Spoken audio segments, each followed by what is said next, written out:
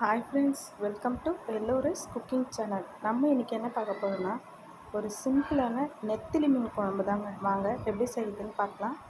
கடாயை அடுப்பில் வச்சுட்டு 2 ஸ்பூன் எண்ணெய் சேர்த்துக்கோங்க. எண்ணெய் காய்ச்சதும் கடுகு உளுத்தம் பருப்பு சேர்த்துக்கோங்க.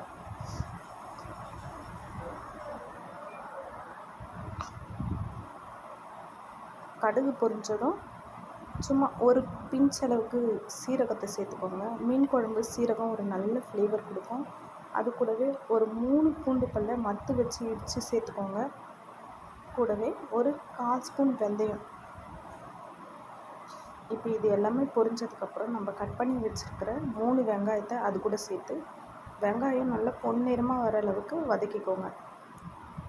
இப்போ பார்த்திங்கன்னா எப்போவும் சொல்கிற மாதிரி வெங்காயம் சீக்கிரம் வதங்கணுன்னா உப்பு சேர்த்துக்கோங்க. இப்போ பார்த்திங்கன்னா வெங்காயம் நல்லாவே வதங்கி வந்தாச்சு.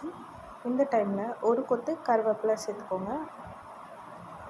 இப்போது கட் பண்ணி வச்சுருக்கிற 3 தக்காளியும் சேர்த்து நல்லா வதக்கிக்கோங்க. தக்காளி வெங்காயம் நல்லா வதங்கணுங்க.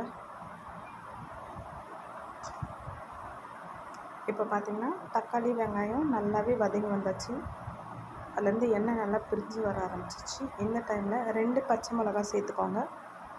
அது கூடவே காரத்துக்கு தேவையான மிளகாய் பொடியை சேர்த்துக்கோங்க. மீன் குழம்பு கொஞ்சம் காரமாக இருந்தால் நல்லா தாங்க இருக்கும். ஏன்னா காரம் புளிப்பு இருந்தால் தான் மீன் குழம்பு நல்லாவே இருக்கும். உங்களுக்கு எவ்வளோ காரம் தேவையோ அவ்வளோ காரத்தை சேர்த்து அந்த தக்காளி வெங்காயத்தை கூட நல்லா கிளறி விட்டுட்டு அது கூடவே நம்ம கரைச்சி வச்சுக்கிற புளி தண்ணியும் சேர்த்து நல்லா ஒரு மிக்சிங் கொடுத்து கலந்து விட்டுக்கோங்க. இந்த ஸ்டேஜில் உப்பு காரம் எல்லாம் சரியாக இருக்கான்னு ஒரு தடவை செக் பண்ணிக்கோங்க. தட்டு போட்டு மூடி ஒரு 5 நிமிஷம் ஹை ஃப்ளேமில் வைங்க. இப்போ பார்த்திங்கன்னா குழம்பு நல்லா கெட்டிப்பட்டு வந்தாச்சு.